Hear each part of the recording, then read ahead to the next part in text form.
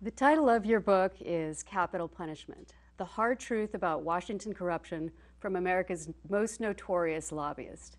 A frank title for a frank book. And in this book, you detail events that do not always reflect positively on you, including specifics about the lobbying abuses that led to your felony conviction and imprisonment. What prompted you to write this book? Well, two things. First, I thought it was important that I present to the country and to the readers what really happens in Washington.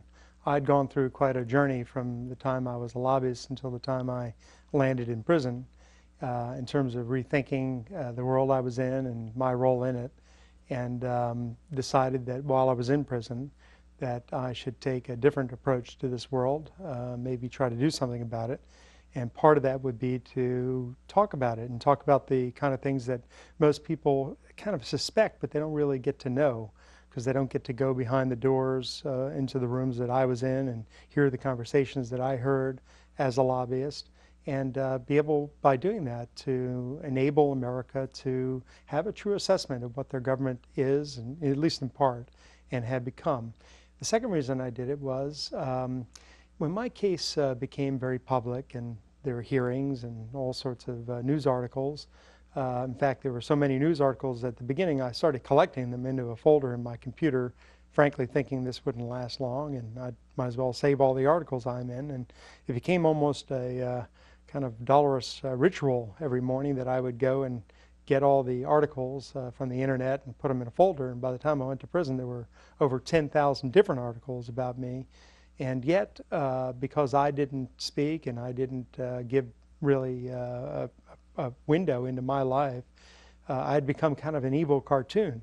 And I didn't help myself with wearing a hat coming out of my plea in court. But I had become kind of a villain. And I wanted to show people I'm not an evil person. I'm a regular person. I did things that were wrong, but I don't have a tail or horns. I grew up like everybody else, or maybe not like everybody else, but I have kids, I have a wife, I have a family, and I felt it important to at least tell from my perspective what did happen. You describe being almost shocked when you first came to Washington, having worked for and headed the college Republicans, when you went to lobby for funding for the MX missile, and a member of Congress says to you, well, I can deliver more than a dozen votes for you if you arrange for me to have a naval base in my district. And you describe feeling very kind of tainted by that.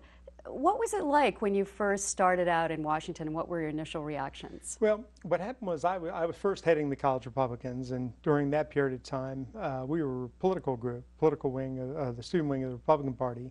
And, you know, we were activists and kind of wacky and wild and did things to instigate trouble and whatnot on the campuses and organize Republicans. When I became head of President Reagan's grassroots lobby, that's when I experienced this moment with Congressman Bustamante, where he said, if you enable us to have this base in my district, I'll organize the votes. And I was shocked by that. I guess you hear about it, you see it on TV, you see it in the movies, but to see it in person at first, for me as a young man, I was very young, in my early 20s, I was very surprised by that.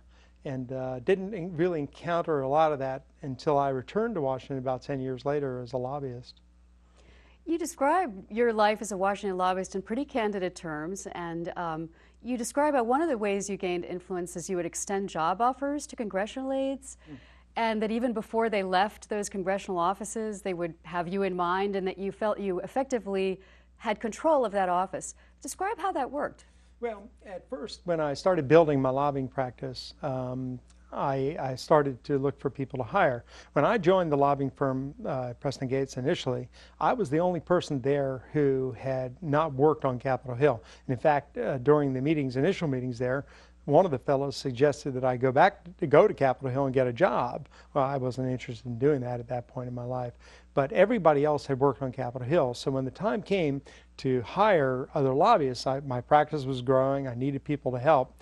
I went to Capitol Hill and went among my friends. Now at first, the first couple hires I had came immediately to me. They didn't wait even a week. They gave notice and they joined right away. So I didn't really notice anything.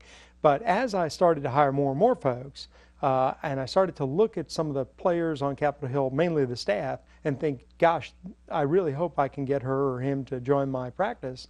When I'd mentioned it, I noticed that at that moment, once they agreed, they would start to have in mind where they were going to go in a year or two, which is, I guess, only natural. People start thinking about their next job.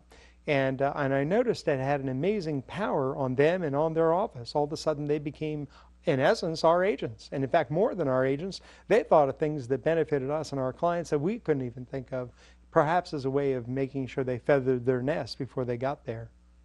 And in your book, you describe this as one of the biggest problems with the system in Washington. Right. It's one of the problems in terms of the corruption, and it's also, it's not to say that everybody who's hired, by the way, is doing this. I'm not trying to, nothing I say is applicable to everybody. But the fact that people can go in the revolving door from public service into cashing in and becoming much more wealthy, frankly, joining lobbying firms or doing whatever they do, is a problem, I think, is a source of corruption. And it's something which I, as a lobbyist, started to use. I knew after a while, after a couple of years of this, that I would strategically plan ahead for the business, and I would try to hire the people who I thought, while they stayed there, they'd be a big help to us while they were there as well. So it's a source of corruption. It's not something people focus on. They're starting to focus on it after I wrote about it, but people don't generally know about this outside of Washington, and it's a very big source of control. You also describe how you charged clients, including Indian tribes, up to $150,000 a month, even though many other lobbyists were charging about a tenth of that fee. Describe how you came to represent so many Indian tribes, what you did for them, and how these payments came to be held against you. Mm-hmm. Well, I represented, probably at no time did I represent more than half a dozen tribes at once.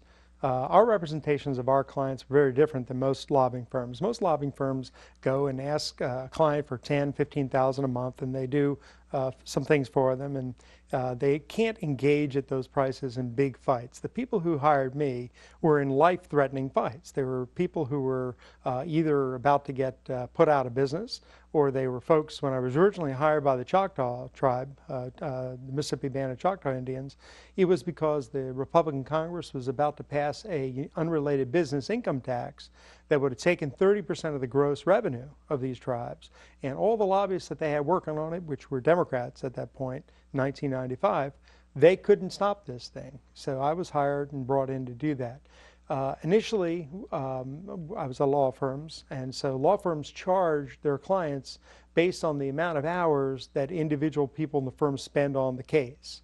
And they add up those hours and they multiply them by the hourly rate that these people use, and that's how they come to their monthly bill. Well, the Choctaw fight got very intense. We won the first go-round, and then there were more rounds and more fights and hearings and this and that, and the bill was getting up there pretty high. And I noticed that the bill was averaging out at about $150,000 a month. And so the other clients who came on had a similar situation. And ultimately, I got to understand that when we went to war, unlike what most lobbying firms do, where they do some research and they do a few meetings, we would literally run legislative fights in the entire Congress and hearings, and it was a full-on effort. The time that we would put in, the time that the people who worked for me, and I had upwards of about 40 people working for me at some point, the time they would put in, multiplied by the time the law firm charged out, generally wound up to be, on an average basis, around that number. So subsequent clients, when they came to me with their problems, I explained what we would do, I explained the kind of activities we'd be involved in, and I told them this would be the price. And they were threatened to lose hundreds of millions of dollars a year.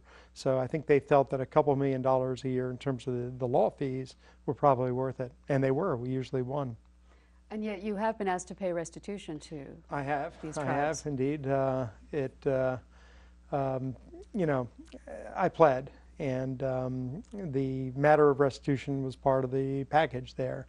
When I was done lobbying, when my career was over, I sat back and added up the fees that we had collected and the benefits that we had provided, the money we had saved them, the taxes we had stopped from being put on them, the land that we helped them get, into their control as tribal reservation land and try to place some value, conservative value on it. And for about $80 million or so in fees,